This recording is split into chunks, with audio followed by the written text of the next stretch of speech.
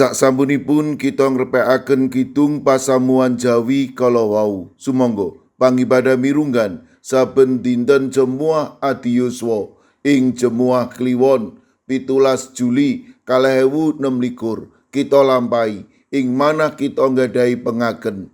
Pitulungan kita punika saking Gusti ingkang akarya jagat milanipun siramat lan tentrem rahayu saking Allah Sang Rama lan Gusti Yesus Kristus makuwon ing panjenengan sedaya.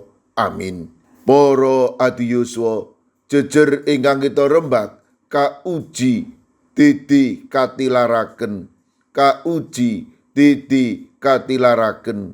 Yesaya 58 ayat 11. Lah sira wus ndadekake murni nanging ora kaya saloko, nanging sira wus uji ana ing pawoning kasangsaran. Para adiyuswa, latu saged mesmi nanging latu ugi saged nyucèkaken. Tiang pandhe wesi utawi empu nglebetaken wesi ing latu dede kangge ngrisak nanging amrih wesi punika lentur lan saged kawangun dados piranti ingkang migunani. Tamtu proses punika boten nyaman, benter, rami, numusaken raos saya. Nanging tanpa latu, wesi badhe tetep atos. Mekaten ugi brayat kita. Kita nganggep brayat minangka papan ingkang nyaman lan ngremenaken. Nanging kanyataning brayat ugi saged dados papan bentening pemanggih, wonten raos kuciwa, wonten perkawis, tatuning manah ingkang angel mantunipun. Nanging ing papan punika proses nyampurnakaken kelampahan. Yesaya 58 ayat 11 ngendika, lah sira wus ndadekake murni nanging ora kaya saloko, nanging sira wus uji ana ing pawoning kasangsaran. Bangsa Israel nembe sengsara awit boten setya, nanging Gusti boten ngendelaken matemah tumpes. Gusti ngleremaken dukanipun lan miji nyucèkaken bangsa Israel.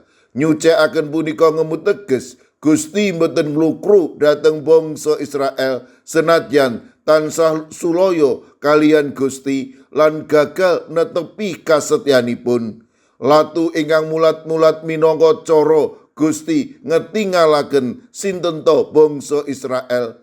Latuning kasangsaran dadi minangka tandha panampik, nanging Gusti nganggep bangsa Israel ingkang aji. Gusti mboten nyucèkaken kados dene saloko kalebur telas ing latu, nanging nguji amrih kapitadosan lan sesambetan kalian Gusti wangsul kapulihaken.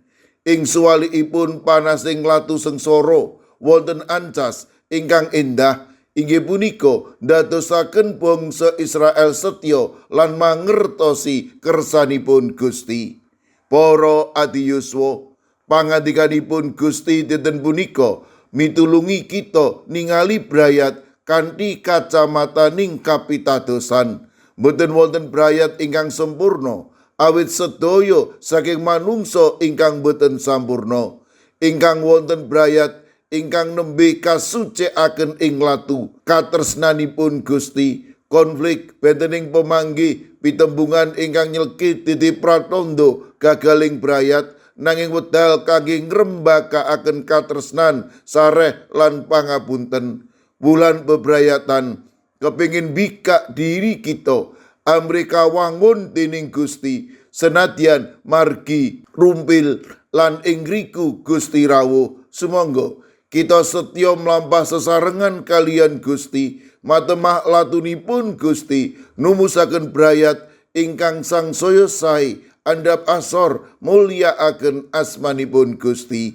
Amin. Sumangga kita ndedonga. Matur nuwun Gusti, dinten punika paduka paring pepimbut bilih katresnan paduka nyata ageng ing satengahing gesang bebrayatan kawula. Paduka mboten nilaraken kawula, paduka tansah nyarengi kawula.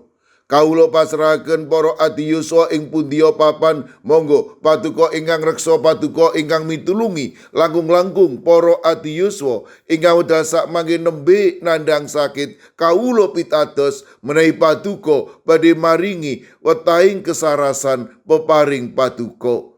Kawula pasrahaken lare-lare kawula ingkang miwiti pasinaon ingkang makarya gesang ing bali wismanipun, monggo Gusti paduka ingkang berkahi lan ngandi matema para lare kawula saged sembodo ing tembe wingingipun. Kawula pasrahaken Komisi Adiyuswa ing Gereja Klase Sinode Wasita Adi Tabloid Adiyuswa lan menapa kemawon kangge adiyuswa. Kawula pitados sedaya menika badhe ndadosaken para adiyuswa caket raket kalian paduka ing satengahing gesangipun. Kawula pasrahaken sedaya pandonga pasabat kawula wonten ing asma paduka Gusti kawula Yesus Kristus ingkang paring berkah dhateng kawula. Siramat lan tentrem rahayu saking Allah Sang Rama, Sang Putra, tuwin Sang Roh Suci makuwon ing panjenengan sedaya. Amin. Sumangga para adiyuswa kita tutup pepanggihan kita srana ngrepekaken kidung pasamuan. Sumangga.